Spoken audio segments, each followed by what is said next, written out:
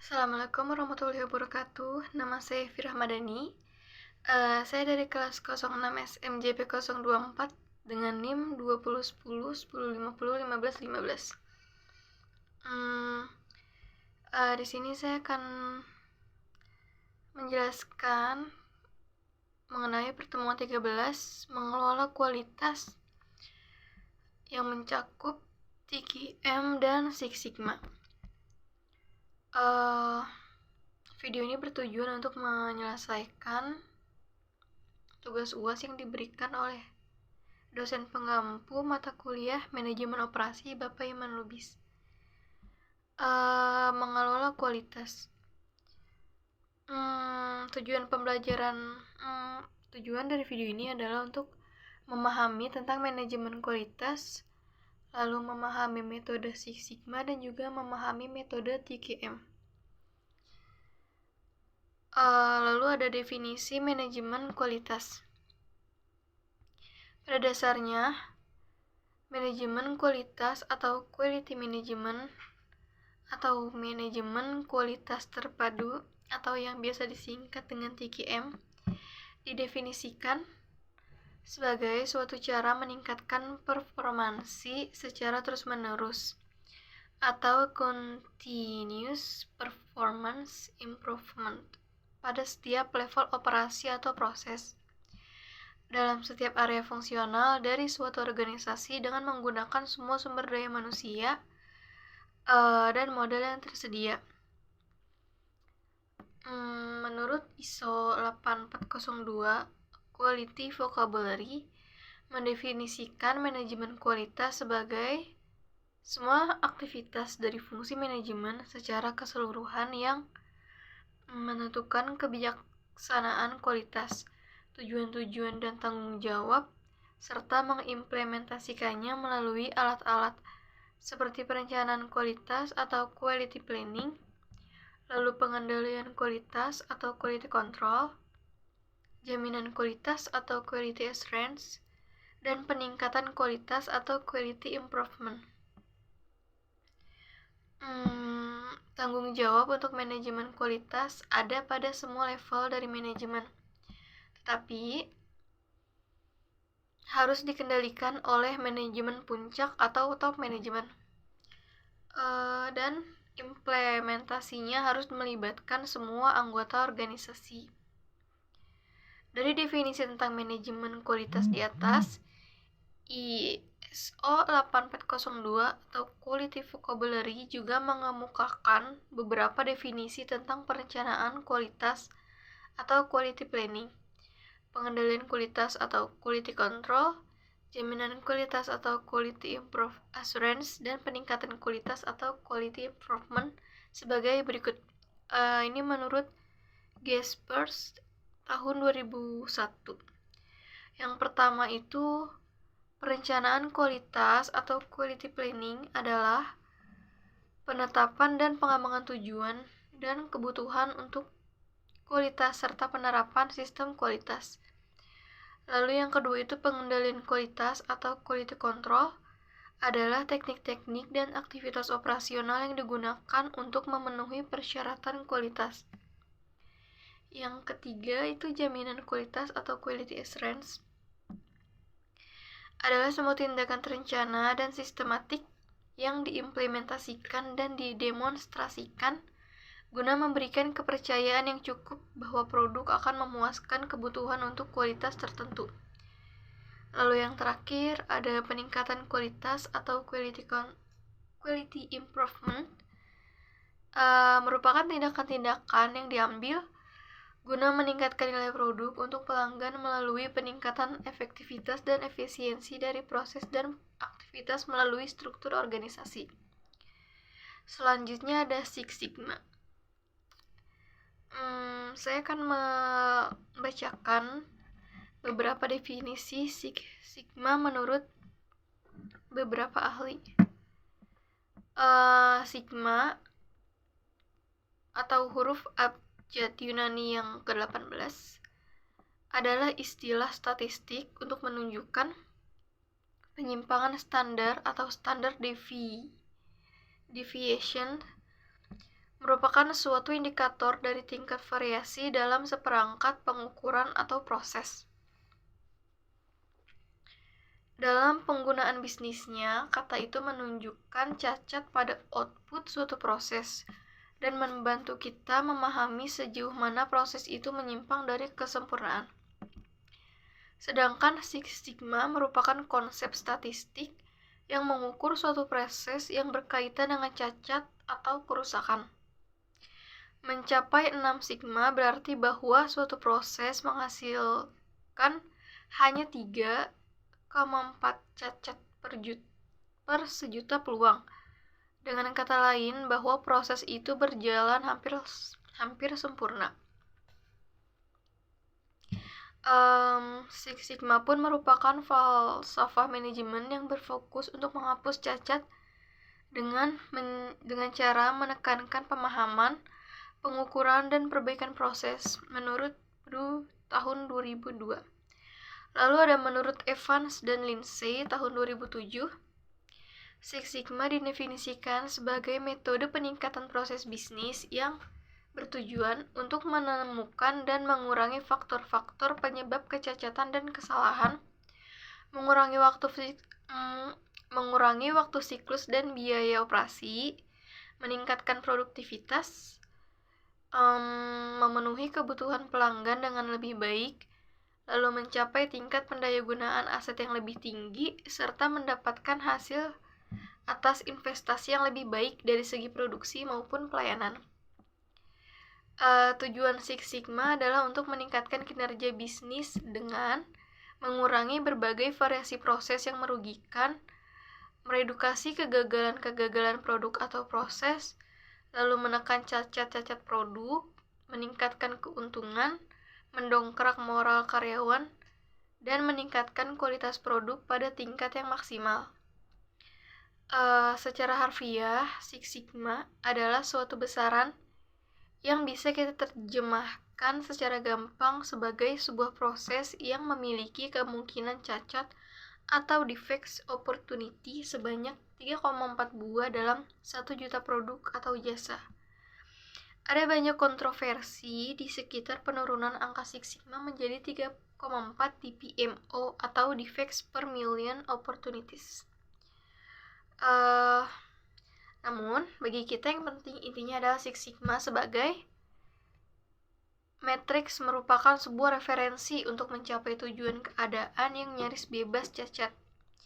Dalam perkembangannya, Six Sigma bukan hanya sebuah matriks, namun telah berkembang menjadi sebuah metodologi dan bahkan strategi bisnis.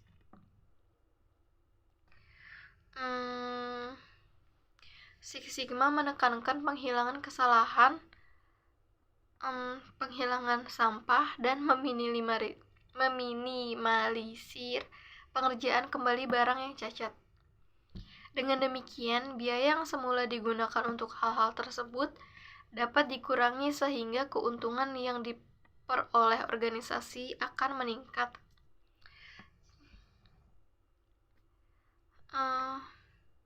Six Sigma merupakan simbol kesempurnaan penyelenggaraan manajemen mutu. Sigma merupakan simbol dari standar deviasi yang lazim kita temui dalam ilmu matematika dan statistika. Dengan demikian, konsep ini mengukur besar penyimpangan yang terjadi dari proses yang dilakukan. Makin tinggi nilai sigma yang diperoleh, maka makin sempurnalah proses yang dilakukan oleh organisasi tersebut. Patut diketahui bahwa rentang nilai sigma yang digunakan adalah 1 hingga 6. Lalu ada filosofi Six Sigma.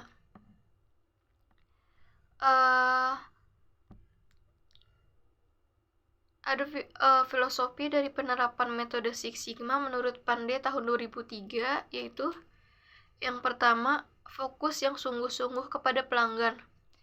Didukung oleh sikap yang mengutamakan para pelanggan, juga sistem dan strategi yang berfungsi untuk mengikatkan bisnis kepada suara pelanggan. Yang kedua itu ada manajemen yang digerakkan oleh data dan fakta. Dengan sistem-sistem pengukuran yang efektif, yang melacak hasil dan hasil akhir maupun proses, input, dan faktor-faktor prediktif lainnya. Yang ketiga ada fokus proses, manajemen, dan perbaikan. Itu sebagai sebuah mesin untuk pertumbuhan dan sukses. Proses-proses dalam Six Sigma didokumentasikan, dikomunikasikan, dan diukur juga diperbaiki pada basis terus-menerus. Proses-proses tersebut juga dirancang ulang secara berkala untuk tetap berada pada kebutuhan saat ini dari pelanggan dan bisnis. Yang keempat ada manajemen proaktif, meliput kebiasaan dan taktik-taktik yang mengantisipasi masalah dan perubahan-perubahan, menerapkan fakta dan data, dan asumsi-asumsi pertanyaan mengenai tujuan dan bagaimana kami melakukan sesuatu. Yang kelima itu ada kolaborasi tanpa batas, kooperasi khusus antara kelompok internal dan dengan para pelanggan, pemasok, dan mitra rantai persediaan. Lalu yang keenam itu ada dorongan untuk sempurna. Tetapi toleransi terhadap kegagalan. Hal ini memberikan kebebasan kepada orang-orang di dalam Six Sigma untuk menguji pendekatan-pendekatan baru, bahkan sementara mengelola risiko dan belajar dari kesalahan. Dengan demikian mencapai palang kinerja dan kepuasan pelanggan. Lalu ada metode Six Sigma. Dalam penerapan Six Sigma atau lebih dikenal dengan nama DMAIC yang meliputi Define, Measure, Analyze, Improve, dan Control. Yang pertama itu ada Define. Define merupakan langkah operasional pertama yang dalam program peningkatan kualitas Six Sigma, yaitu mendefinisikan tindakan-tindakan atau action plan yang harus dilakukan untuk melaksanakan peningkatan dari setiap tahap proses bisnis kunci itu. Ada beberapa tools yang dapat dipakai pada fase define, yaitu ada brainstorming. Brainstorming merupakan alat yang dapat digunakan untuk menghasilkan ide. Brainstorming juga dapat berguna untuk merangsang ide kreativitas dalam berpikir. Yang kedua itu ada diagram SIPOC atau SIPOC yang meliputi supplier, input, proses, output, dan customer. Dalam manajemen dan perbaikan proses, diagram SIPOC merupakan salah satu teknik yang paling berguna dan juga paling sering digunakan. Diagram SIPOC merupakan singkatan dari supplier, input, yang digunakan untuk menampilkan aliran kerja secara luas. Definisi dari SIPOC itu ada, yang pertama itu supplier ya. Supplier itu adalah orang atau kelompok orang yang memberikan informasi kunci, material, atau sumber daya lain kepada proses. Supplier dapat juga merupakan proses sebelum proses yang menjadi fokus. Yang kedua ada input. Input adalah segala sesuatu yang diberikan pemasok ke dalam proses bisnis perusahaan. Lalu ada proses. Proses merupakan sekumpulan langkah yang mengubah input sehingga memberikan nilai tambah pada input. Lalu ada output. Merupakan produk atau proses final, bisa berupa barang ataupun jasa yang dihasilkan lewat suatu proses. Lalu yang kelima ada customer. Menurut Mulyadi, tahun 2001 adalah siapa saja yang menggunakan keluaran pekerjaan seseorang atau suatu tim. Dalam hal ini, customer dapat bersifat intern maupun ekstern dari sudut organisasi. Lalu yang kedua ada measure. Measure merupakan langkah operasional kedua dalam program peningkatan kualitas Six Sigma. Terdapat 3 hal pokok yang harus dilakukan dalam tahap measure, yaitu yang pertama memilih atau menentukan karakteristik kualitas kunci yang berhubungan langsung dengan kebutuhan spesifik dari pelanggan. Yang kedua, mengembangkan suatu rencana pengumpulan data melalui pengukuran yang dapat dilakukan pada proses. Lalu yang ketiga, mengukur kinerja atau current performance pada tingkat proses, output, dan outcome untuk ditetapkan sebagai baseline kinerja awal proyek Six Sigma. Lalu ada yang ketiga ada analyze, merupakan langkah operasional ketiga dalam program peningkatan kualitas Six Sigma. Ada 3 hal penting dalam langkah ini, yaitu yang pertama, menetapkan kapabilitas proses atau CP. Yang kedua, mendefinisikan target-target kinerja. Dan yang ketiga, mengidentifikasikan sumber-sumber variasi. Lalu ada improve. Dalam langkah ini bertujuan untuk mengembangkan dan mengimplementasikan perbaikan untuk menurunkan DPMO dan meningkatkan Six Sigma. Menurut Gaspers tahun 2001, dalam langkah improve ini ada 3 hal pokok yang harus dikerjakan, yaitu mengetahui penyebab potensial yang menyebabkan variasi proses. Yang kedua, menemukan hubungan variabel-variabel kunci penyebab variasi. Yang ketiga, menetapkan batas-batas toleransi operasional. Fase improve merupakan fase yang berguna untuk menghasilkan desain, ide, dan implementasi perbaikan serta validasi perbaikan. Hal terpenting dalam fase improve adalah proses brainstorming, menganalisis failure mode, dan efek analisis awal, cost atau benefit, dan rekomendasi perbaikan.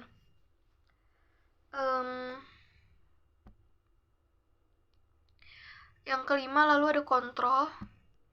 Kontrol merupakan tahap operasional terakhir dalam proyek peningkatan kualitas Six Sigma. Pada tahap ini, hasil-hasil peningkatan kualitas didokumentasikan dan disebarluaskan. Ada 3 hal pokok yang harus dilakukan dalam langkah pengendalian, yaitu yang pertama, melakukan validasi terhadap sistem pengukuran. Yang kedua, menentukan kapabilitas proses yang telah tercapai sekarang. Dan yang ketiga, menerapkan rencana-rencana pengendalian proses. Lalu ada istilah-istilah dalam Six Sigma.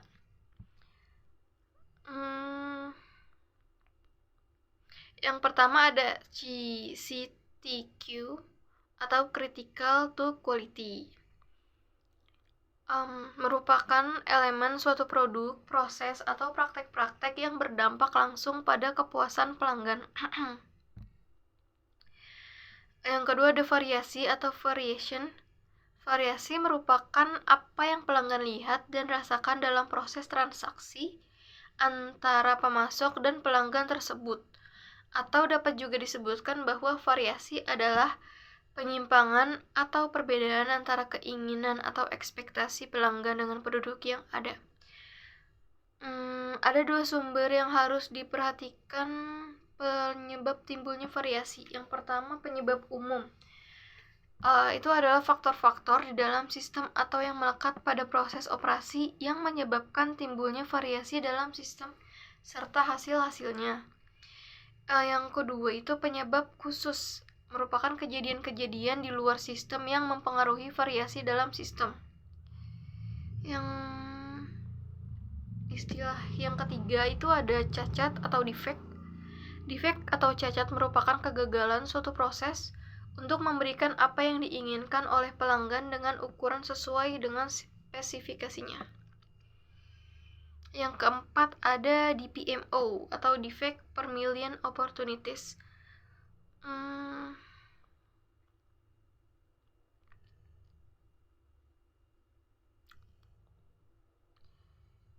Lalu ada TQM.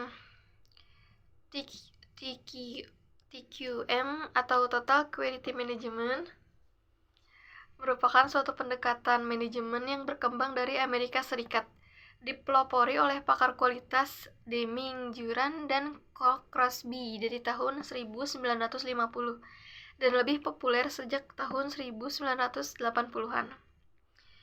Diimplementasikan secara luas untuk meningkatkan daya saing perusahaan.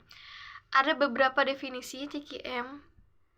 Yang pertama itu menurut Hasmi tahun 2004, TQM adalah filosofi manajemen yang mencoba mengintegrasikan semua fungsi organisasi meliputi pemasaran, keuangan, desain, rekayasa, produksi, pelayanan konsumen, dan sebagainya. terfokus untuk memenuhi keinginan konsumen dan tujuan organisasi. Total Quality Management atau TQM merupakan suatu pendekatan yang berorientasi pada pelanggan dengan memperkenalkan perubahan manajemen secara sistematik dan perbaikan terus-menerus terhadap proses, produk, dan pelayanan suatu organisasi. Total Quality Management adalah sebuah filosofi yang melibatkan setiap pelaku dalam organisasi atau usaha dalam perbaikan secara terus-menerus untuk memperbaiki kualitas dan mencapai kepuasan pelanggan. Dari definisi TQM tersebut ada tiga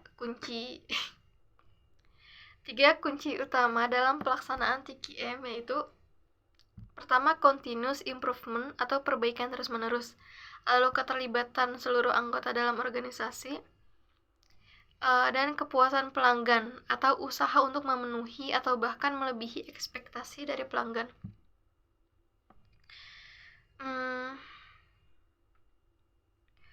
Lalu ada karakteristik dari TQM. Kehadiran TQM sebagai paradigma baru menuntut komitmen jangka panjang dan perubahan total atas paradigma manajemen tradisional. Secara sederhana, paradigma dapat diartikan cara pandang atau cara berpikir. Secara umum, menurut Ciptono tahun 1995, karakteristik TQM adalah sebagai berikut. Yang pertama itu fokus pada pelanggan. Dalam TQM, baik pelanggan internal maupun eksternal merupakan driver. Pelanggan eksternal menentukan kualitas produk atau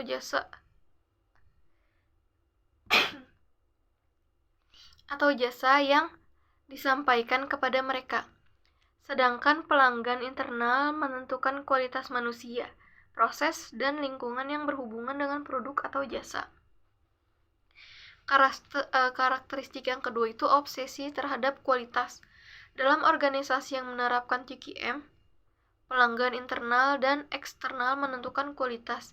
Dengan kualitas yang ditetapkan tersebut, organisasi harus terobsesi untuk memenuhi atau melebihi apa yang ditentukan tersebut.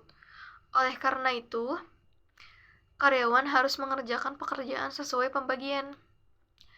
Karakteristik yang ketiga itu pendekatan ilmiah. Pendekatan ilmiah sangat diperlukan dalam penerapan TQM, terutama untuk mendesain pekerjaan dan dalam proses pengambilan keputusan dan pemecahan masalah yang berkaitan dengan pekerjaan desain tersebut. Lalu yang keempat itu ada komitmen jangka panjang. TQM merupakan suatu paradigma baru dalam menjalankan bisnis. Untuk itu dibutuhkan budaya perusahaan yang baru juga. Oleh karena itu, komitmen jangka panjang sangat penting guna mengadakan perubahan budaya agar penerapan TQM dapat berjalan dengan sukses. Yang kelima ada kerjasama tim atau teamwork. Perusahaan yang menerapkan TQM harus membangun kerjasama tim yang baik. Kerjasama dibangun antara karyawan dan manajer dan antar karyawan. Perusahaan juga harus menjalin kerjasama secara baik dengan pihak-pihak lain. Yang keenam, perbedaan sistem secara berkesinambungan. Lalu yang ketujuh, perbaikan sistem secara berkesinambungan. Setiap produk dan jasa yang dihasilkan dengan memanfaatkan proses-proses tertentu di dalam suatu sistem atau lingkungan. Oleh karena itu, sistem yang ada perlu diperbaiki secara terus-menerus agar kualitas yang dihasilkan dapat meningkat. Lalu ada pendidikan dan pelatihan. Pendidikan dan pelatihan bagi perusahaan yang menerapkan TQM adalah faktor yang sangat fundamental.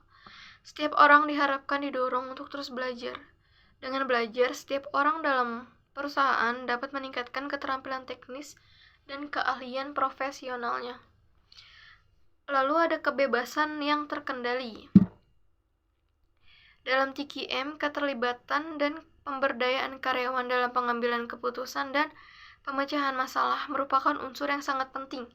Hal ini dikarenakan dapat meningkatkan rasa memiliki dan tanggung jawab karyawan terhadap keputusan yang telah dibuat. Lalu ada kesatuan tujuan. Agar TKM dapat diterapkan dengan baik, maka perusahaan harus memiliki kesatuan tujuan. Dengan demikian, setiap usaha dapat diarahkan pada tujuan yang sama. Lalu yang terakhir, adanya keterlibatan dan pemberdayaan karyawan. Ada dua manfaat yang bisa diambil dengan adanya keterlibatan dan pemberdayaan karyawan. Pertama, hal ini dimungkinkan untuk mendapatkan keputusan yang baik, rencana yang lebih baik, atau perbaikan yang lebih efektif pula. Kedua, keterlibatan karyawan juga meningkatkan rasa memiliki dan tanggung jawab atas keputusan dengan melibatkan orang-orang yang harus melaksanakannya.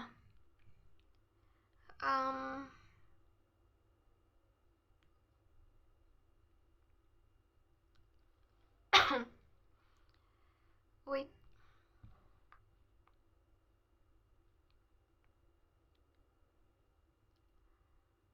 Lalu ada metode TKM. Pengendalian kualitas harus dilakukan memenuhi proses yang terus-menerus dan berkesinambungan.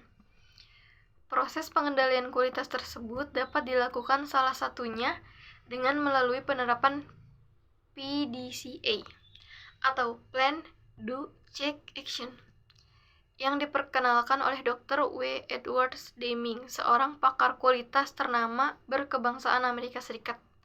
Sehingga siklus ini disebut siklus Deming atau Deming Cycle atau Deming Wheel. Teknik PDCA atau Plan, Do, Check, Action merupakan suatu metode untuk melakukan perbaikan proses secara kontinu. Teknik ini merupakan sebuah siklus yang dipopulerkan oleh W. Edwards Deming pada tahun 14 Oktober 1900 sampai 20 Desember tahun 1993, yaitu seorang profesor, pengarang buku, pengajar, dan konsultan. Ia dianggap sebagai bapak pengendalian kualitas modern, sehingga siklus ini sering disebut juga dengan siklus Deming. Siklus PDCA atau siklus rencanakan, kerjakan, cek, tindak lanjuti adalah suatu proses pemecahan masalah 4 langkah yang umum digunakan dalam pengendalian kualitas. Itu menurut Donald W. Benbow tahun 2003. Deming yang merupakan Menurut Syahu Sugiono tahun 2006, siklus PDCA dapat diibaratkan seperti sebuah bola yang harus didorong naik menuju ke arah tujuan yang telah ditetapkan yang letaknya di atas. Untuk itu diperlukan upaya dan tenaga yang tidak sedikit untuk mencapai tujuan tersebut. Tanpa upaya, mustahil bola siklus PDCA tersebut akan mencapai tujuannya.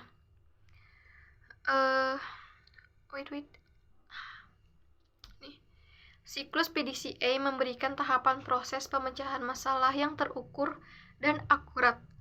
Siklus PDCA ini efektif untuk yang pertama itu membantu penerapan Kaizen dan proses perbaikan terus-menerus. Ketika siklus PDCA ini diulangi kembali, ia akan membuka kemungkinan untuk menemukan area baru yang perlu ditingkatkan. Lalu yang kedua, mengidentifikasi solusi-solusi baru untuk meningkatkan proses berulang secara signifikan. Yang ketiga, membuka cakrawala yang lebih luas akan solusi masalah yang ada, mengujinya, dan meningkatkan hasilnya dalam proses yang terkontrol sebelum diimplementasikan secara luas. Yang keempat, menghindari pemborosan sumber daya secara luas. Untuk pengertian dari PDCA ini sendiri itu kan yang pertama the plan. Plan itu dalam tahapan plan dalam siklus PDCA ini tujuannya adalah untuk mengidentifikasi dan menganalisa masalah. Lalu pada langkah ini, organisasi melakukan apa yang direncanakannya pada tahapan pertama, serta mengembangkan dan menguji beberapa solusi yang potensial. Fase do ini melibatkan beberapa kegiatan. Yang pertama, menghasilkan solusi yang mungkin. Yang kedua itu memilih yang terbaik dari solusi tersebut, bisa dengan menggunakan impact analysis. Lalu yang ketiga, menerapkan atau menguji solusi yang didapat pada skala kecil atau grup kecil atau pada area yang terbatas. Yang ketiga itu cek. Cek ini dengan melihat skala dan area perbaikan yang akan dilakukan, kita dapat mengulangi tahapan ini sebelum ke tahapan berikutnya jika dirasa perlu. Lalu yang terakhir ada action.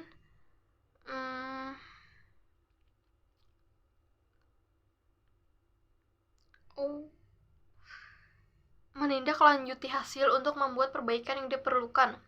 Berarti juga meninjau seluruh langkah dan modifikasi proses untuk memperbaikinya sebelum implementasi berikutnya. Jika tahapan ini sudah selesai dan kita sudah sampai di tahapan berikutnya yang lebih baik, kita bisa mengulang proses ini dari awal kembali untuk mencapai tahapan yang lebih tinggi. Demikian sedikit penjelasan saya mengenai TQM atau Total Quality Management dan juga Six Sigma. Mohon maaf jika ada kesalahan kata atau kesalahan materi yang saya berikan. Kurang lebihnya mohon maaf. Wassalamualaikum warahmatullahi wabarakatuh.